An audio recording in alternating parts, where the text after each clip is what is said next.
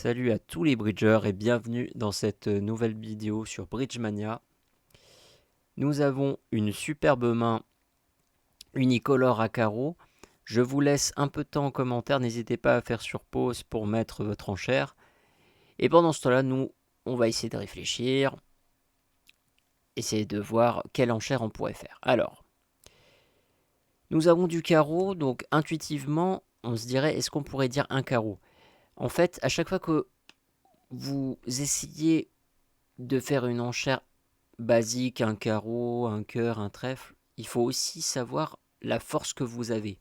Là ici, on a 19 points, mais est-ce qu'on va vraiment la compter en termes de points? On va essayer de la compter en termes de levée de jeu, pour voir si on peut pas faire deux trèfles ou deux carreaux. Alors à carreau, on peut compter, ça c'est avec des guillemets, hein. Donc on a 6 levées, on peut compter 6 levées à carreau, une levée avec l'as de cœur et une levée avec l'as de pique, ce qui fait en tout 8 levées. Donc on peut se dire, ah oui, maintenant on peut faire deux trèfles puisqu'on aurait soi-disant 8 levées de jeu. Mais attention, pas du tout. Les 8 levées de jeu, c'est pour les piques. La raison, elle en est très simple. Quand on fait une enchère forte, deux trèfles indéterminés, c'est quoi notre demande à cœur ou à pique? C'est deux cœurs et deux piques. Donc du coup, c'est totalement logique dans la mesure que si je demande 2 piques ou 2 cœurs, je fais 8 levées de jeu. Je suis assuré de faire 8 levées de jeu, puisque c'est une enchère forte. Et donc, pour les mineurs, il ne faut pas 8 levées de jeu pour une ouverture de trèfle, mais 9 levées de jeu. D'accord? Donc là, ici, l'enchère, c'est pas de trèfle. Alors, essayons de s'imaginer la suite des enchères quand je vais dire peut-être un carreau. Quelle sera ma redemande si je dis un carreau? Si je dis 3 carreaux, en fait, ma main est beaucoup trop puissante pour que je fasse une redemande à 3 carreaux. Ça, c'est un problème. Si je dis 4 carreaux, je ne connais pas la signification de cette enchère, mais encore, euh, j'ai dépassé en fait le palier de 300 atouts. Parce que je vous rappelle quand même que l'objectif principal, c'est d'abord de trouver des contrats de manche à cœur ou à pique, si ce n'est plus, et si on ne peut pas, on se rabat sur les sans atouts, et si on ne peut pas, uniquement sur les trèfles et carreaux. D'accord? Donc si je ferais une redemande à 4 carreaux, ça veut dire que le jeu à sans atouts est impossible, ce qui n'est pas le cas. Euh, donc je vois très mal de faire une redemande à 3 carreaux, même à 4 carreaux, parce que sinon je vais devoir dépasser le palier de 300 atouts. Alors, est-ce qu'il n'y aurait pas une autre enchère? Alors, pour dire des enchères qui sont fortes, on pourrait peut-être transiter par ce qu'on appelle un bicolore, un faux bicolore. C'est-à-dire que là, par exemple, j'ai 3 cartes à trèfle. Donc je pourrais dire un carreau, puis ensuite 3 trèfles pour faire passer une main très forte. Et donc je vais mentir sur le contenu de ma main en disant, soi-disant, que j'ai 4 cartes à trèfle alors qu'en fait j'en ai 3. Mais passons au-delà de ça et regardons la régularité de cette main. En fait, on a la main unicolore la plus régulière possible.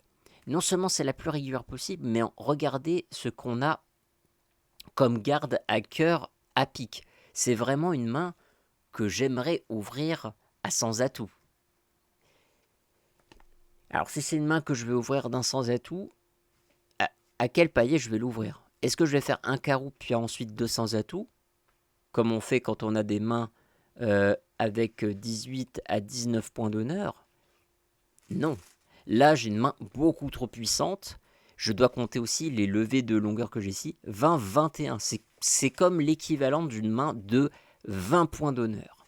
Alors si c'est l'équivalent d'une main de 20 points d'honneur, avec un jeu suffisamment régulier, je vais donc faire l'enchère de 200 atouts. mon partenaire fait un Steman. Donc moi, je ne possède pas ni les cœurs ni les piques, donc je vais faire 3 carreaux. Attention, je ne dis pas que j'ai du carreau. Je dis juste que l'enchère à faire, ici, c'est 3 carreaux parce que je dénie les cœurs et les piques. Donc il me fait 600 atouts. Et je vais passer, donc je vais écouter ce qu'il va dire. 600 atouts. Et c'est parti, donc on va jouer pour faire exactement 12 levées. Donc je fais mon plan de jeu. À carreau, je fais 6 levées. Très certainement 6 levées, même dans la pire des distributions. À trèfle, je fais une levée, donc ça fait 7 pour l'instant. À cœur, ça fait 8, puisque j'ai l'as. Et ensuite, As-Roi-Dame, ce qui fait 11 levées. Très bien. Alors, je vais jouer comme ça. Pour l'instant, je vais prendre de l'as. D'accord, je peux très bien prendre du 10, mais je prends de l'as. Et maintenant, comment est-ce qu'on va jouer?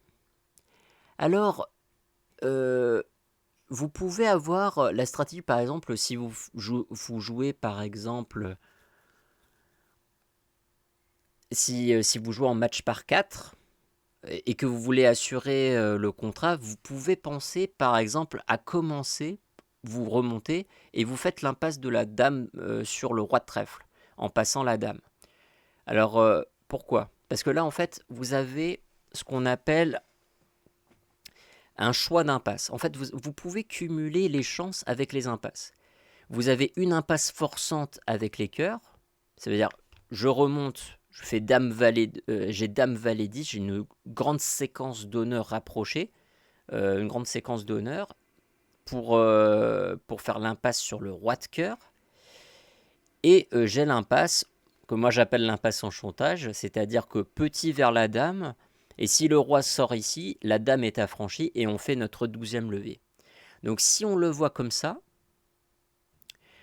eh bien on a 75% de chance de faire notre contrat. Parce que il faudrait vraiment que West possède le roi de trèfle et le roi de cœur simultanément pour pouvoir pour ne pas pouvoir réussir ce contrat. Mais si on y réfléchit un petit peu, si je remonte ici avec le pic, n'y a-t-il pas une manière assurée à 100% de faire mes 12 levées et même d'en faire plus? C'est tout à fait possible ici. Alors je sais, je vous ai dit, il ne faut pas qu'on pourrait faire cette impasse au chantage d'abord, puis ensuite faire cette impasse-là. Parce que si on fait d'abord cette impasse, le roi de trèfle, il sort, donc là j'ai ma 12e levée. Mais si le roi de trèfle est de l'autre côté et que je mets ma dame, je peux encore tenter l'impasse avec l'autre côté. Et il faut bien sûr le faire dans cet ordre-là, parce que si on commence par faire l'impasse avec les cœurs, je ne pourrai bien entendu plus refaire l'impasse sur les trèfles, puisque j'aurais déjà perdu une levée. D'accord? Mais il y a un truc beaucoup plus simple, c'est de directement faire l'impasse à cœur. Pourquoi? Mais imaginons que West possède en fait le roi de cœur.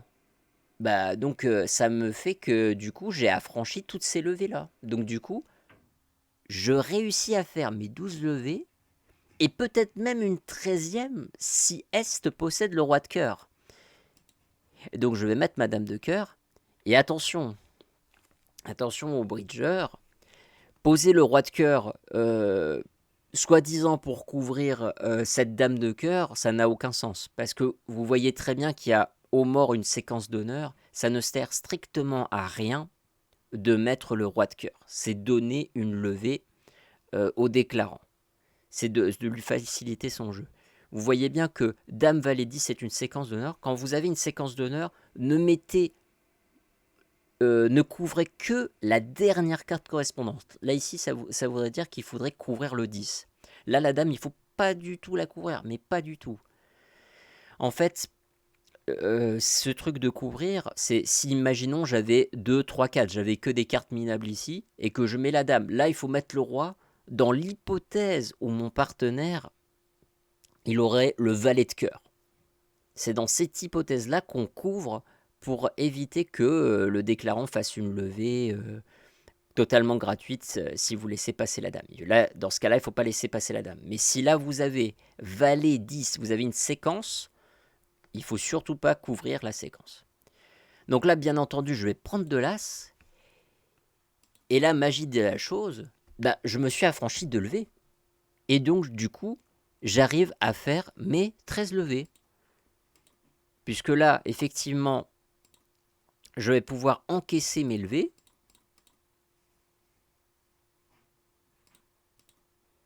Encaisser la dame de pique. Ah, je pourrais donner ma dame de trèfle si j'ai envie, mais bon, allez, on est un peu... on fait le truc un peu luxueux. Voilà. Et j'enchaîne. Et je fais toutes mes levées. J'arrive à en faire 13. J'espère que cette vidéo vous aura plu. N'hésitez pas à vous abonner pour me soutenir. Et moi, je vous dis à une prochaine fois. Et bon bridge.